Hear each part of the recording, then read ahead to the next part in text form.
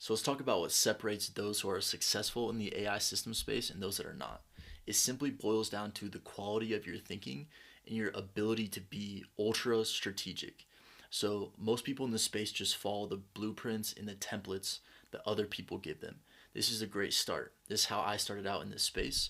But at some point I realized that if I was just going to copy what everyone else is doing, I'm going to get the same results that everyone else is doing, right? And a lot of the results that people are getting, they're making a couple grand a month building AI automations. But the people that are able to really scale, the people that are able to really understand the core of their business are those that have high quality thinking and decision making processes.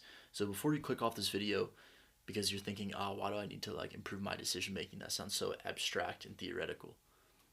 The essence of this is that you can outsource a lot of your product management, a lot of your planning, a lot of your strategy to AI, but you still need to have the quality of thinking, right? To be able to outsource strategy to AI, you first have to know how to do strategy. You first have to know what questions to ask. Knowing what questions to ask, knowing what to look for, knowing what metrics, how to measure high quality decisions. This is what separates the people that are just barely scraping by building AI automations and those that are killing it. So today we're going to talk about what these different strategic thinking processes are. I'm going to dive into a couple different mental models that you can apply right away to start making better decisions, and how this will actually impact your business. So let's dive right in. So although we can outsource, like I said, a lot of our thinking to AI, we still need to understand our thinking. So there's a couple different mental models we're going to go through: theory of constraints, inversion thinking, and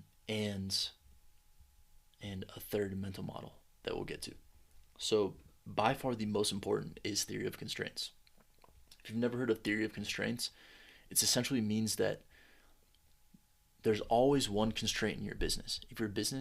If the goal of your business is to make money, there's always one bottleneck, one constraint that is stopping you from accomplishing that goal of making money. There's never two constraints. There can be a bunch of different bottlenecks, but there's only one that is the true bottleneck, right? All the others, like if you focus on the one bottleneck, the rest of your business will get better. So essentially the process looks like this. It's a four-step process. You identify what the constraint is. You just drop everything to fix that constraint. And then once you've fixed it, you measure the output again and see if it worked. And if it didn't, then you retry. And you then drop everything again to continue to solve that constraint. So let's say that you run an automation business, any business for that example. Let's say you run some sort of agency, you offer some sort of service, right? So a lot of people will fail. A lot of people will fail because they won't understand that the real constraint in their business is getting prospects in the door and talking to them. They'll think that their constraint is building a website or building a social media presence or doing something like that. But if the constraint is prospects that are booking meetings on your calendar, that is the only constraint. Then you have to figure out, how do you solve that as fast as possible? How do you send enough messages to get leads, to get meetings on your calendar, to book calls? That is the only thing that matters. Now, there's different ways you can do it. So when we say drop everything to exploit the constraint, this can mean many different things. Let's actually look at what a theory of constraints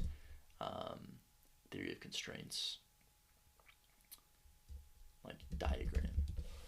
So essentially what this is going to look like is you'll be able to see here that there's 5 steps. Like I said, identify the constraint, exploit the constraint, subordinate everything else to solving the constraint, elevate it, and then find your next constraint. You do this over and over again. Trust me, you will have a successful business. So here's exactly what it looks like. So there's a couple things in the theory of constraints that you need to know about. There is throughput, and there's constraints, and there are costs to the business, etc. So let's say that you have a lot of throughput, you have a bunch of leads coming into your system, but you're not closing any of those leads. So you have a lot of, your team has a lot of capacity here, but they're not using their capacity because you're not closing the leads. Then that means that your constraint would be your ability to close people on a sales call. Another constraint is you aren't getting any leads, so your capacity to deliver is very high. Your capacity to close on sales calls is very, very high, but you're not getting any leads, so you don't have anyone to hop on a call with in the first place. So then you need to support. You basically, the whole lesson here is that once you identify what the real constraint is, which I'll show you a process on exactly how to do that. Once you figure out what the constraint is, literally your only goal is to solve that constraint, to find a solution to that constraint. Anything that is not solving the constraint is wasting money and it's wasting time. So this is a decision-making framework that we can use, right? So figure out what the constraint is and solve it. Another thing, in like we said here, it's like a chain. So the guy that created this, Eli Goldratt, he has a bunch of books called like chain management theory and all these things related to chains.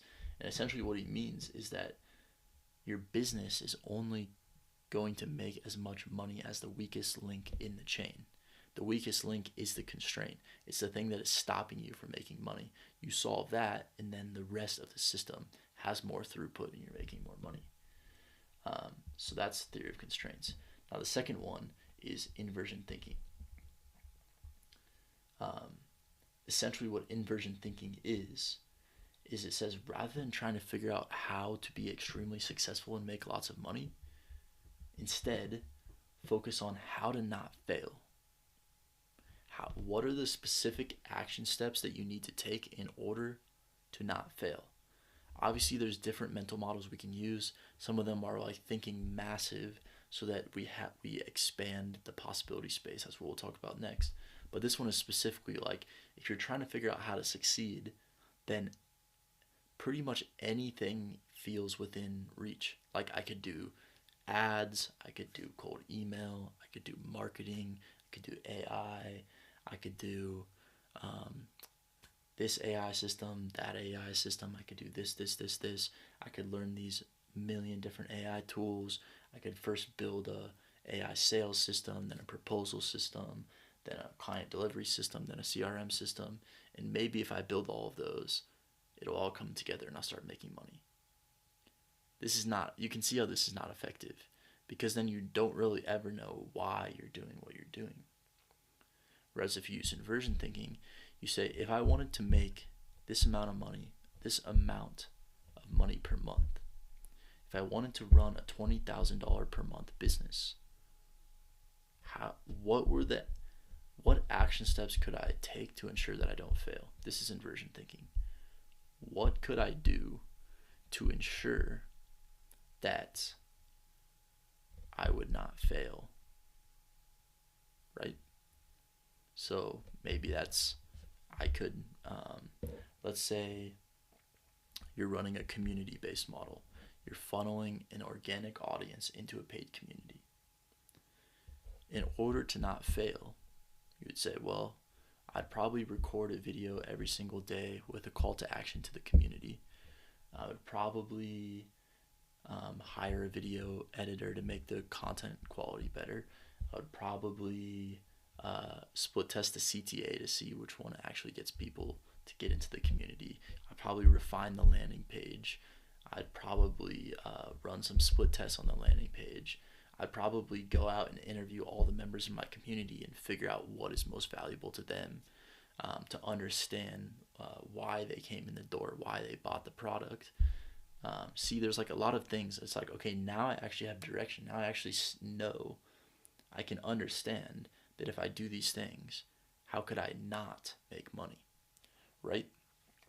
And so that's inversion thinking. Extremely valuable mental model.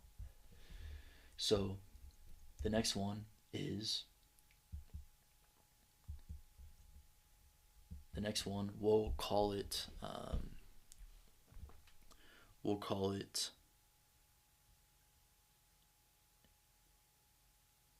increasing the scope of the problem that you're solving. So this essentially means that if you're trying to solve a really small problem, chances are you won't be very excited to solve it because it's a small problem. You probably won't get paid very much money to solve it, which will also make you not super excited, and you'll probably reach burnout faster. So rather than asking, if I'm currently making $4,000 a month, how do I make $4,400 a month? Like, that's not very exciting. But if you say I'm currently making $4,000 a month, how do I make $20,000 a month? Now that's a different question. If I'm currently making 20, how do I make $100,000 a month? How do I make 2 mil a year? Now that's a really interesting question. And so when we start thinking about this, what we need to start thinking about is if our problems are too small, it's not, we think that we'll be more likely to reach those outcomes. But in reality, we'll be less likely because there will be zero excitement, there will be zero alignment, there will be zero, we won't feel energized, we'll feel a little bit dead inside. There will be no aliveness in the way that we're carrying ourselves. Other people will pick up on that. They'll reciprocate and they'll respond to that energy that we have inside where we're dead inside. They won't want to work with us. We won't make as much money and our business will fail. Whereas if we say, how do I make $20,000 a month as opposed to 4,000? It's like, okay, now I need to think differently. Now I need to think, oh, I can't just do like a little bit more of what I'm already doing and maybe put more hours in. I have to think about what systems would have to be in place to scale. Who would I have to bring on? Would it even be smart to bring someone on? Which types of companies would I have to go after? Which offers would I have to sell them? How could I make those companies enough money to justify paying me $5,000 a month? And then how do I get in front of enough people to get at least 4 clients paying me $5,000 a month? That's how we get to $20,000 a month. And how do I reduce the churn on that such that I'm getting more clients than I'm losing over time, so that that number goes from 20 to 50 over the course of a 12-month period, as opposed to me being reliant on those 4 clients and losing them. So you can start to see how when I'm starting to think about this, once I've arrived at the core question or the core mental model and decision-making framework, then I can use AI to support me in the how, the ideation, the processes, the strategy. But before that, it's really not valuable, right? So essentially, how we can start thinking about this is, let's say like, okay, now I figured out like, okay, I want to make $20,000 a month. I'm only making 4. In order to do that, I'm going to need to improve the offer. I'm going to need to sell higher ticket offers. I'm going to need to sell to businesses that are making more money. I'm going to need to validate the offer and make sure it's actually valuable. And I'm going to need to get into enough people, in front of enough people to actually sell to and get the feedback that I need. And I'm going to need to do that rapidly enough to be able to have that feedback cycle be a short enough time duration that I will achieve that goal over a 12-month horizon. And so now we can plug whatever I just said, we can plug that into Claude and say, hey, here are the specific parameters that I'm solving for.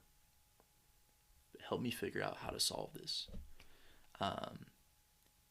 And use convergent and divergent thinking models to ideate your solutions.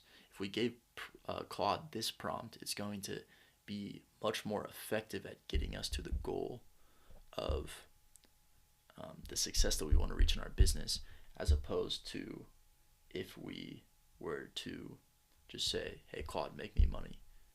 Help me make money. It doesn't have any context on our business. It doesn't have any of this stuff. By doing the mental models, we're able to refine and understand the specific context of our business, to understand the specific parameters that we're solving for, to understand how to actually input those into a large language model that can support us in solving the problem more effectively, therefore attaining more leverage. So the true leverage in business is the ability to think like this, right? This is what separates someone that is a CEO from someone that is an entry-level worker. The entry-level worker is just doing what they're told. Maybe they have some creativity, some decision-making capacity where they're saying, what's the best use of my time? How do I best and most effectively accomplish this task that I was given? Whereas the CEO has a million, they said, like, to the CEO, they could do a million different things with the business. So they have to have more refined mental models, strategic thinking, and vision in order to see the decision landscape and understand what is actually relevant, right? So there's this professor named John Vervaeke. He has this concept called relevance realization. And he essentially boils down that what makes us different from machines is our ability to do relevance realization better than machines. AI is learning how to do relevance realization, which I'll describe what that is and why it's important in a second. But the thing that differentiates us from machines is relevance realization. So if you just break down that phrase, how do you realize what is relevant? And so the CEO has a much larger arena in decision-making landscape. So it becomes much more difficult to realize what is relevant when you have this large of a decision-making landscape, right? And so that's why being a CEO is much more difficult than being an entry-level copywriter. Because a copywriter's job is to solve the problem of writing good copy. The CEO's job is to solve the problem of how do I make high quality decisions that gives this business the best chance of growing and making more money over time. But nothing is certain. There's always a chance that a CEO can make decisions that make a business fail, right? And so there's that much more risk. There's that much more. It's the burden falls on the CEO more if the business fails than if the copywriter doesn't write good copy. So I hope these mental models were valuable. In the next video, I'm going to be showing you exactly how to use Claude to augment your thinking with these mental models. So stay tuned for that video. But if you found this video valuable, I just launched a community where we have a bunch of automation experts, and we all talk about how to build AI systems, what's most effective, what we're learning. We do weekly AI systems mastermind calls, and I'm compiling a list of all of my AI templates that you'll find on this channel in here so that you can install them into your business. And we'll soon to release an AI prompt engineering, AI sales systems, AI marketing systems, and mental models course. And so join this community. You'll be able to network with a lot of like-minded individuals. You can see everyone here posting about what they're working on, how they're building AI systems. And so super valuable resource here. Would love to see you in the community. And so, yeah, if you found this valuable, subscribe, and I hope to see you in more videos.